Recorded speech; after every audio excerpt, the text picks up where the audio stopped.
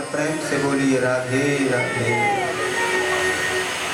राधे राधे बोलने में कैसे कंजूसी हो रही है। जय जय श्री राधे। एक बार प्रेम से बोलिए राधे राधे। यत्र वर्णा स्वधर्मे सत्य सत्कर्म तत्परा। हे ईश्वर, दिया तो तूने बहुत कुछ है, लेकिन मेरे जीवन में एक बहुत बड़ी कमी तूने छोड़ी है। देखिए, सब कुछ दिया है फिर भी कमी छोड़ दी। यानी आत्मदेव जैसा महान ज्ञानी होकर के भी अपने जीवन में एक कमी बता रहे हैं कि मेरे घर में कोई जीव नहीं हुआ है। मनो, मुझे एक जीव की आवश्यकता है। देखो प्रभु, या तो आप मुझे पुत्र प्राप्ति का वरदान दे दो, अगर वरदान नहीं दिया तो मैं नहीं जाऊंगा लौट करके। बताते हैं, देवर्षि वहां से निकल रहे थे भगवंत रूप में, महात्मा को देखा। ओहो, देखने में तो बड़े ज्ञानी प्रतीत होते हैं, ब्रह्म तेज झलक रहा है, मस्तिष्क चमक रहा है, लेकिन चिंता किस प्रकार की है। अरे पंडित जी, आप तो महान ज्ञाता हैं, आपको चिंता? बोले जी, चरणों को पकड़ लिया है महाराज, मुझे पुत्र चाहिए, मैं पुत्र की कामना लेकर के आया हूँ। आप तो संत हैं, महान हैं, आप नहीं दे सकते तो कौन देगा मुझे। मैंने ईश्वर से मांगा है, उसको बहुत याद किया है, कई दिन हो गए बैठे हुए जंगल में। महात्मा ने देखा ये पंडित तो मर जाएगा, ये ब्राह्मण आत्महत्या के लिए तैयार है। कहा, या तो मुझे पुत्र प्राप्ति का वरदान मिलेगा या फिर ये ब्राह्मण जीवित नहीं जाएगा। जाऊंगा तो तब जब मुझे पुत्र प्राप्ति का वरदान मिल जाए। और मैं सच कहता हूं महाराज, आपके सामने सर फोड़ फोड़ के यही मर जाऊंगा, मैं जाऊंगा नहीं। कहते हैं, आज पंडित जी की ऐसी अटल वाणी सुनी है, मन बड़ा द्रवीभूत हुआ और बड़ा समझाया। पंडित जी, क्या करोगे, क्या करोगे पुत्र लेकर के? तुम्हारे जीवन में मैंने तुम्हारी मस्तिष्क रेखा को देखा है, 7 जन्म तक तुम्हें पुत्र सुख नहीं है, फिर क्यों कामना करते हो पुत्र की? फिर भी नहीं? बोले मुझे फिर भी पुत्र चाहिए, चाहे जैसे भी हो मैं देख लूंगा, लेकिन मुझे बेटा चाहिए। ज्यादा जिद करने लगे, एक फल दे दिया, जाइए ब्राह्मणी को दे देना, पुत्र तो होगा लेकिन तुम्हें पुत्र सुख नहीं मिलेगा। ब्रह्मवाक्यम जनार्दना, जाइए। पंडित जी बड़े खुश मन से आए हैं और आके धुंधली को बताया है, धुंधली, महात्मा ने बड़े तपस्या का ये फल दिया है, आप इसे ग्रहण करिए। और नियम बताने लगे, धुंधली देवी मैं ले लूंगी, आप चिंता न करें। धुंधली के मन में बड़े कुलसित विचार हैं, क्योंकि उसका अंतःकरण निर्मल नहीं है। एक बात जरूर याद रखें, ईश्वर अगर किसी को मिलते हैं तो अंतःकरण जिसका निर्मल होता है उसे परमात्मा मिलते हैं। निर्मल मन जन सो मोहि पावा, निर्मल मन जन सो मोहि पावा, निर्मल मन जन सो मोहि पावा, मोह कपट छल छिद्र न भावा, मोह कपट छल छिद्र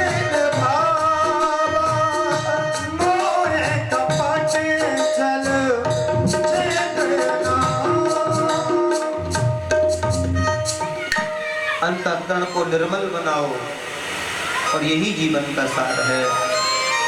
धुंधली ने मन में विचार किया, मैं प्रसव की जो पीड़ा है वो सहन नहीं कर पाऊंगी, और ये सब मैं सहन नहीं कर सकती। मेरा अच्छा खाना पीना, मेरा ऐसो आराम सब छूट जाएगा, बच्चे का पालन पोषण भी नहीं कर पाऊंगी। अपनी बहन को बुलाया, बहन तेरे यहाँ कोई खिलाने वाला नहीं है और मेरे यहाँ कोई खाने वाला नहीं है, और तेरे यहाँ तो कई बच्चे हैं, अब के जो बालक हो उसे तुम मुझे दे देना, मैं तुम्हें धन दे दूंगी। और वो जो फल था, वो जो गाय घर में बंधी हुई थी, वो गौ माता को वो फल दे दिया है। देखते हैं इस फल से क्या होता है। कहते हैं उस गौ माता के द्वारा एक दिव्य संतति की उत्पत्ति हुई है, जिसका संपूर्ण शरीर है मनुष्य जैसा और कान है बछड़े जैसे। उसका नाम दिया है गौकर्ण। गौकर्णोर पंडितोर ज्ञानी, धुंधकारी महाखल।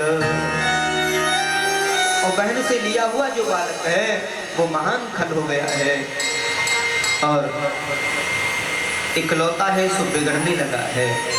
धुंधली के विचार बदलने लगे, चोरी करने लगा धीरे धीरे। धुंधकारी नाम रख दिया। कहते हैं धीरे धीरे उसकी वृत्ति बिगड़ने लगी, वेश्यावृत्ति करने लगा, जुआ शराब आदि जितने भी जो कुत्सित कर्म है वो करने लगा है। पिताजी ने रोकने का, डांटने का प्रयास किया, पिताजी को धमका दिया। रात्रि में मदिरा पान करके आता है, सर पर काली पट्टी बंधी हुई है। पंडित जी ने कहा, मेरे विद्वान विप्र के घर को तूने नरक का अड्डा बना दिया है, मैं तो बगर पुत्र के ही अच्छा था। और आज वो बात याद आती है कि मुझे मना किया था महात्मा ने कि साथ जन्म तक तुम्हें पुत्र सुख नहीं है। शायद उस समय में मान जाता तो ये दिन मुझे नहीं देखने पड़ते। बार बार समझाने का प्रयास करते हैं, बड़ा हो गया है, मानता नहीं है, बड़े दुखी हैं। धुंधली देवी से छीन के ले जाने लगा, मारपीट करने लगा। धुंधली देवी ने कहा, मेरी तो वैसे ही समाज में बड़ी बदनामी है, घर में कुआं हुआ करता था, कुएं में छलांग लगा दी है, अपने शरीर का अंत कर दिया है। उधर पंडित जी भी बड़े दुखी हैं। एक रात्रि में पंडित जी रोक रहे थे धुंधकारी को, और पिताजी को ही धक्का लगा दिया। पिताजी गिर पड़े हैं, चोट आई है, बैठे बैठे रो रहे हैं। क्या करूं? कथम रोदसी विप्र कम काते चिंता बलीयसी, त्वं सत्वरं महा स्वस्य दुखस्य कारणो। आत्मदेव पंडित जी रो रहे हैं बैठे बैठे। कहते हैं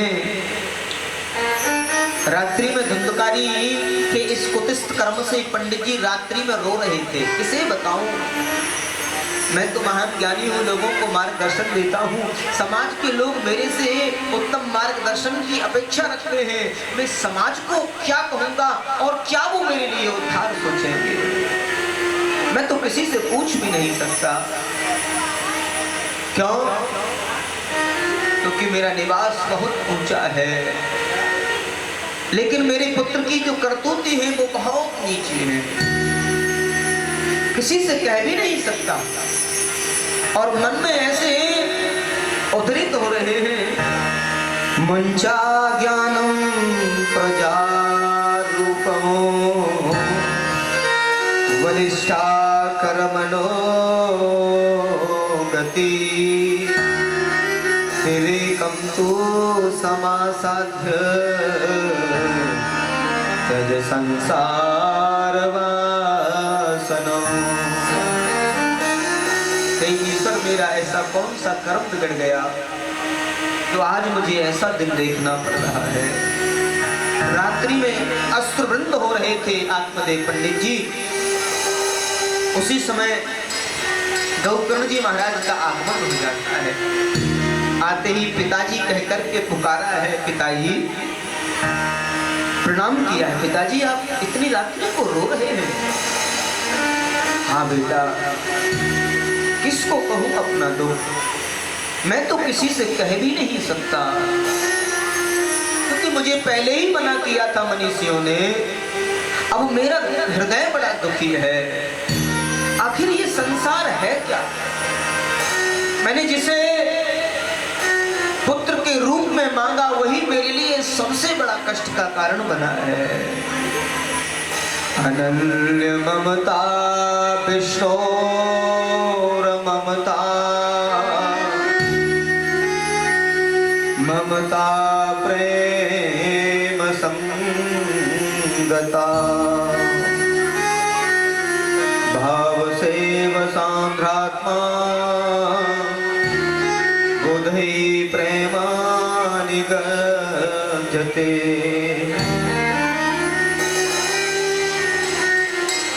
गौकर्ण कहते हैं, पिताजी जैसी ममता हम संसार में करते हैं वैसी अगर ईश्वर से करने लग जाएं,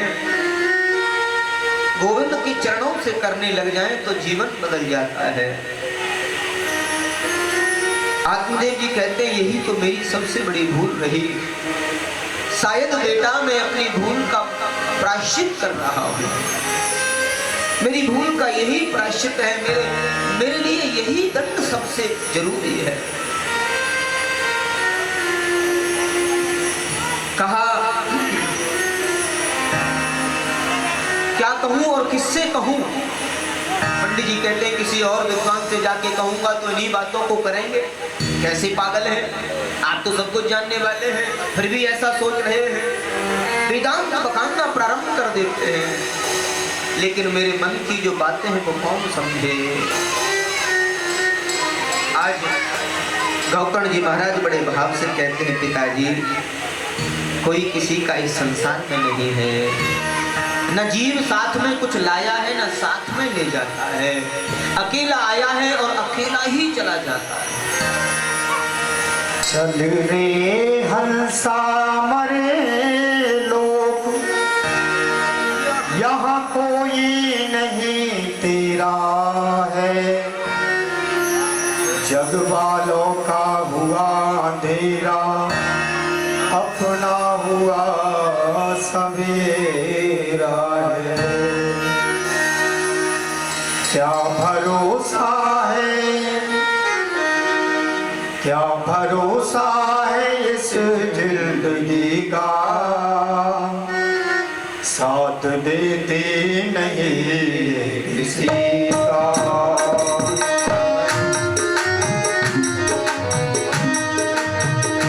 क्या भरोसा है इस जिंदगी का, क्या भरोसा है इस जिंदगी का, साथ देती नहीं किसी का, साथ देती नहीं किसी का। क्या भरोसा है इस जिंदगी का।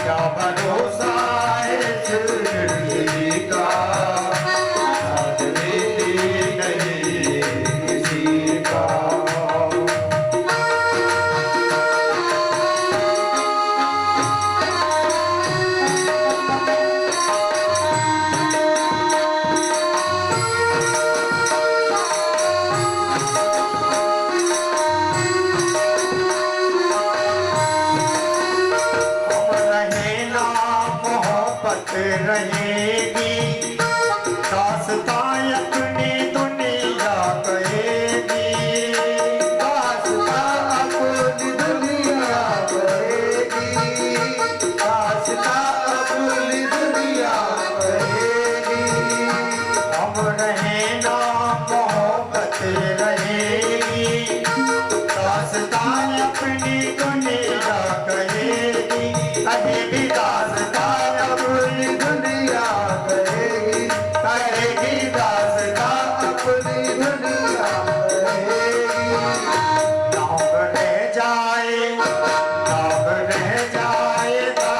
आदमी का, नाम रह जाएगा आदमी का, साथ देती नहीं ये किसी का, साथ देती नहीं ये किसी का, क्या भरोसा है इस जिंदगी का, क्या भरोसा है इस जिंदगी का, साथ देती नहीं ये किसी का, साथ देती नहीं ये किसी का, साथ देती नहीं ये किसी का, साथ देती नहीं ये किसी का। एक बार प्रेम से बोलिए राधे राधे।